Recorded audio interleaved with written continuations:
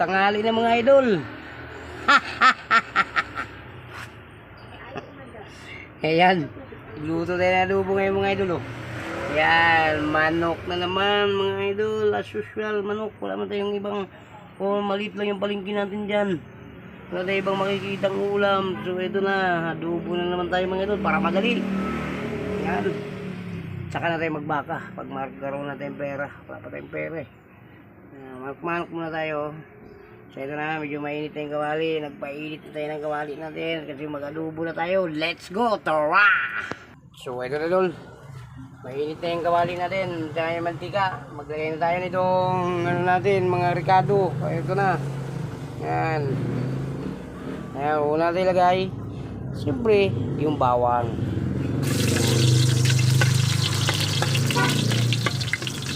Siyempre, yung bawang. Susunod natin yung ating sibuyas. Sunod natin mga idol. Sunod natin itong kamatis. Ay, makarap-karap ng adobo natin. Yan, konting bell pepper. Para isang sili. Ano bang yan?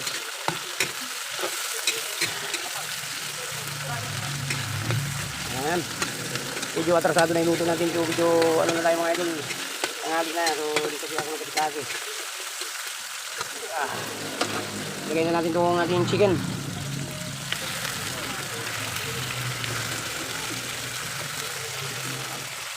Haluin natin.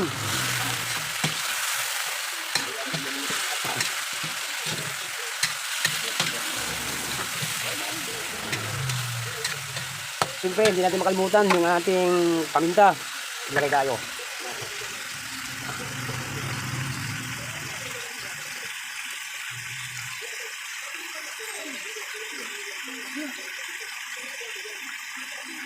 Kaya nga idol. Pre, haluin natin. Natin para mahalong yung paminta natin ilagay. Ayan. Siyempre, pabayaan muna natin ng after 5 minutes bago natin balikan. At siyempre, para masarap na masarap yung ating adobo, maglagay tayo itong chicken cube. Buksan natin. Ito na, lalagay na natin mga idol. Siyempre, haluin natin. Para magkalat yung chicken cube natin, para masarap na yung adobo natin. At siyempre mga idol, hindi talaga mawala itong tuyo. Maglagay tayo ng tuyo. Tuyo lang. Ayan.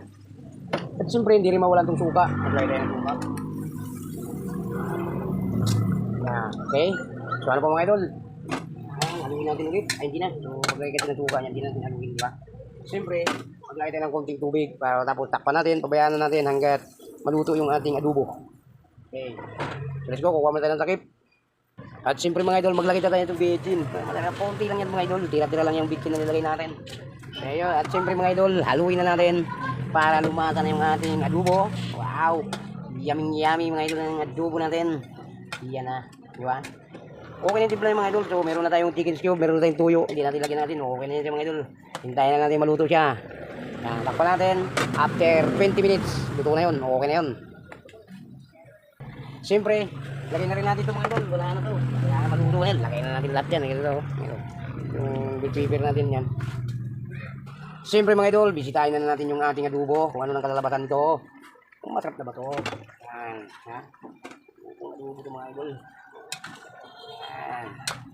Pabayaan muna natin. Hindi muna natin siya takpan para hindi siya magkalat yung sa kawali yung sabaw. Matalsik kasi, no? Pabayaan muna natin siya. At siyempre mga idol, tikman na ba yan? Kalami. Okay na yung timpla mga idol. Sabi ko na eh. Estimate ko na yung timpla niyan mga idol. Yung mga timplang ganyan. Isang chicken cube. 2 kutsarang tuyo. Okay na siya. Wala na siyang pagbabago sa timpla na yan. Balik tayo mga idol. After 5 minutes. Ito mga idol. Cellphone daw kayo!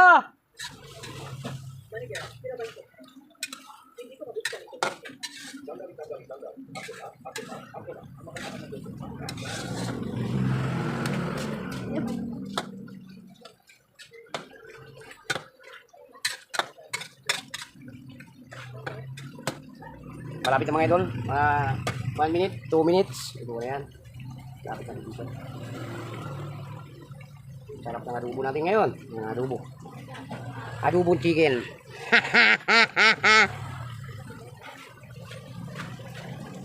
So ano po mga idol, ito na, luto na to, kukul to.